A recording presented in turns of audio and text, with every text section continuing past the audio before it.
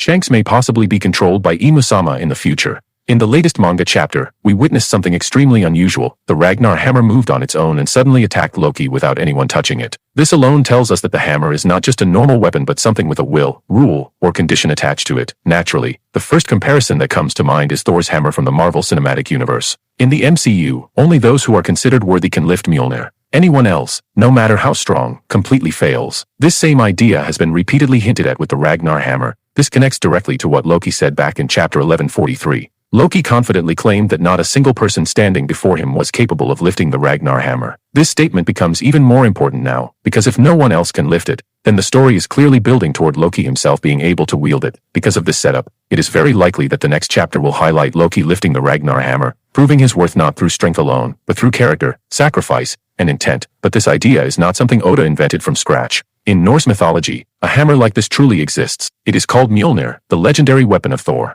Mjolnir is known for three main traits: overwhelming power, extreme weight, and worthiness-based usage. Only Thor could wield it properly, not because he was the strongest, but because he embodied responsibility and sacrifice. Oda has clearly taken inspiration from Norse mythology here, especially since Elbaf is heavily inspired by Viking culture, giants, and warrior honor. This makes Ragnar hammer more than a weapon. It becomes a symbol, and this hammer is just one of the many deep elements we need to talk about in this chapter. To properly begin the main discussion, let's move to the first scene of the chapter, which shows the conversation between Shanks and Skapar Gaban. In this scene, Shanks explains the difference between a shallow sea contract and a deep sea contract. According to Shanks, a shallow sea contract allows Imu to control someone's mind only within a limited radius. This means the control has distance restrictions. However, once someone enters a deep sea contract, Imu-sama can control that person from anywhere in the world, without any distance limitation. This perfectly explains what we are seeing with King Harald. Harald is now fully under Imu's control, even though Imu is nowhere near Elbaf. This confirms that Harald has entered a deep-sea contract, placing him at a level similar to the Holy Knights. Now, we already know that Shanks himself has some kind of protection or limitation, what can be referred to as a shallow sea contract barrier. This is supported by the fact that Shanks bears a tattoo similar to Harald's. This brings us back to the very first chapter of One Piece, where Shanks lost his arm to a sea king. Many fans once believed this was simply to inspire Luffy, but with current revelations, that moment feels far more intentional. Did Shanks allow his arm to be taken on purpose? This question leads to another major one. Does losing the arm also remove the shallow sea contract?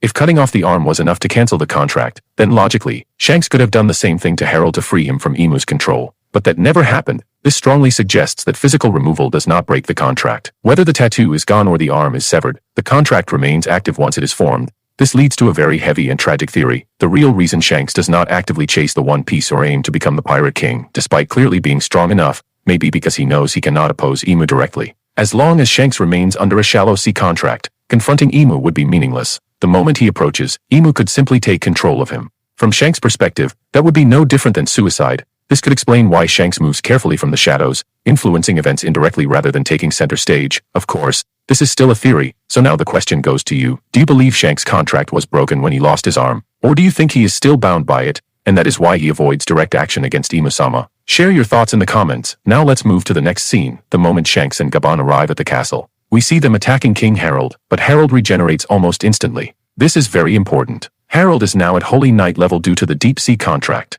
That means his abilities mirror what we have seen from the Holy Knights in the current timeline, including near-instant regeneration. This also explains something else. In the present timeline, Gaban attacked Saint Summers in a way that slowed or interfered with his regeneration. It is very possible that Gaban first learned how to counter this ability during his fight with Harald here. Now, focus on Gaban himself. In this flashback, 14 years ago, Gaban has no scars on his face at all. But in the current timeline, his face is covered with scars. This strongly suggests that the battle with Harald may have been one of the most brutal fights of his life, and possibly the fight where he received those scars. Now let's talk about Shanks again. This flashback shows us how powerful Shanks already was at just 25 years old. Considering his current reputation, it raises an interesting question. Was Shanks already capable of using advanced Conqueror's Haki at this age? Given his lineage, growth, and mastery, it is very possible that he was already close to that level. Another key moment is what Loki said to Luffy later on. Loki called Shanks a coward. This feels strange because at this moment in the flashback, Shanks and Loki are allies, fighting on the same side against Harald. So why would Loki say that? Based on the situation, the fight is shaping up to be 3 versus 1, Shanks, Gaban, and Loki against King Harald. The method they use to defeat Harald here will likely become the blueprint for how Luffy and his allies will defeat the Holy Knights in the current timeline. Now let's talk about the most emotional and revealing part of the chapter, Harald pleading with Loki. Harald begs Loki to reveal the truth to Elbaf. He wants Loki to expose everything, his betrayal of the giants, his alliance with the world government, and the crimes he committed against his own people. This moment completely redefines Loki's character. If Loki revealed the truth, he would instantly become the rightful king of Elbaf. The people would support him, and history would favor him, but Loki chooses silence. Because of this decision, the giants of Elbaf, including his own brother Hajar-Udin, view Loki as a monster. They believe he murdered Harold without reason. Loki becomes remembered as a disgrace, but now the truth is clear. Loki understood that revealing the truth would destroy everything Harold sacrificed for. Elbaf would lose stability, honor, and trust. So Loki chose to shoulder the hatred himself. We have seen this side of Loki before. When it comes to the people he loves, he is willing to sacrifice everything, his freedom, reputation, and future. He attacked the village responsible for Ida's death knowing he would be imprisoned. He did not care about the punishment, as long as he achieved justice for the woman he saw as his mother. And now, for the sake of Harold's name, Loki accepts the role of villain so that history can remember his father as a good king. That is why Loki stands as one of the most selfless and tragic characters in all of One Piece. Anyway, that wraps up our analysis of One Piece chapter 1169. If you enjoyed this breakdown, don't forget to hit the like button. It truly helps the channel grow. Thank you for watching.